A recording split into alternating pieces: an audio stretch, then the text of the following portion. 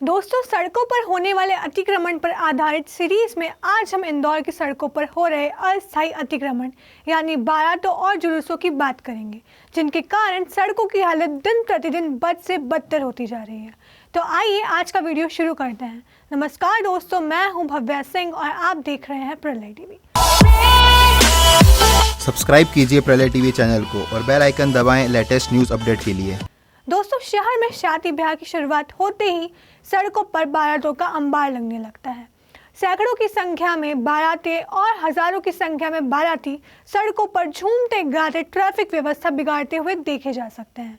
इन बारात में शामिल लोगों को ना तो सड़कों के यातायात की कोई चिंता होती है और ना ही इन्हें आम नागरिकों को होने वाली असुविधा का कोई ख्याल होता है। अपनी मस्ती में डूबे हुए ये लोग बेरोक टोक सड़कों पर गाते बजाते और शोर मचाते हुए चलते हैं।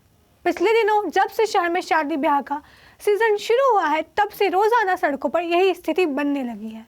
दिन भर की बात अगर छोड़ भी दे तो रात में जब सड़क पर यातायात का दबाव ज़्यादा होता है, तब भी ये बारातें सड़कों पर बीचों बीच चलते हुए खराब ट्रैफिक व्यवस्था और ज़्यादा खराब कर देती है।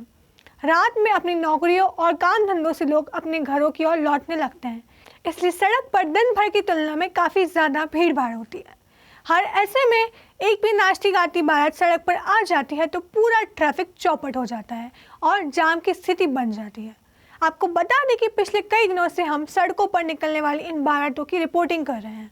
हम अपनी खबरों में बता चुके हैं कि किस तरह मनमानी करने वाली ये बारातें रहवासी इलाकों और सड़कों पर न सिर्फ जाम की स्थिति को निर्मित कर रही है, बल्कि कोरोना फैलने के खतरे को भी बढ़ा रही है। इन्हीं बारातों की कुछ वीडियो भी हमारे पास मौजूद है, जिन्हें देखकर आप ये अंदाज़ा लगा सकते हैं कि ये खौफनाक बारातें किस तरह से अतिक्रमण और कोरोना संकट को बढ़ावा दे रही हैं। इन वीडियो को देखने से स्पष्ट होता है कि सैकड़ों लोगों के साथ चलने वाली ये बारातें कोरोना को खुला निमंत्रण दे रही हैं और साथ ही यातायात व्यवस्था को भी बुरी तरह प्रभावित कर रही हैं।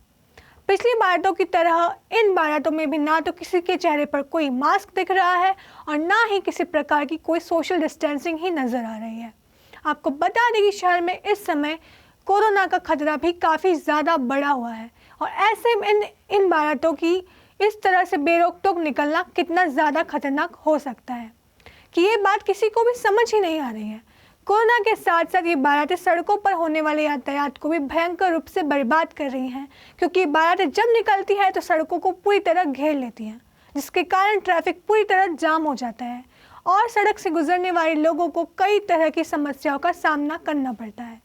शहर की लापरवाह बारातों और सड़कों पर होने वाले अतिक्रमण पर हम पहले भी कई बार चेतावनी दे चुके हैं, लेकिन अपनी भ्रष्टाचारी में डूबे हुए ये प्रशासन को ना तो इस तरफ कोई ध्यान जाता है और ना ही इन्होंने अब तक कोई कार्यवाही की है।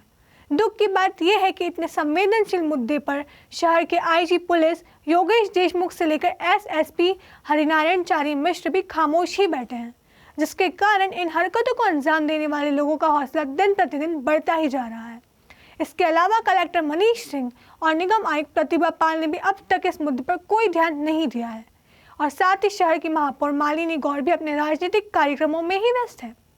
दोस्तों, हमारा मानना यह है कि शहर के इस अवैध अतिक्रमण और कोरोना बारातों के लिए सिर्फ और सिर्फ शहर का शासन प्रशासन ही जिम्मेदार है, क्योंकि अगर इन लोगों ने अपने कर्तव्यों का ठीक से पालन किया होता तो आज शहर के लोगों को इतनी सारी असुविधाओं का सामना नहीं करना पड़ता।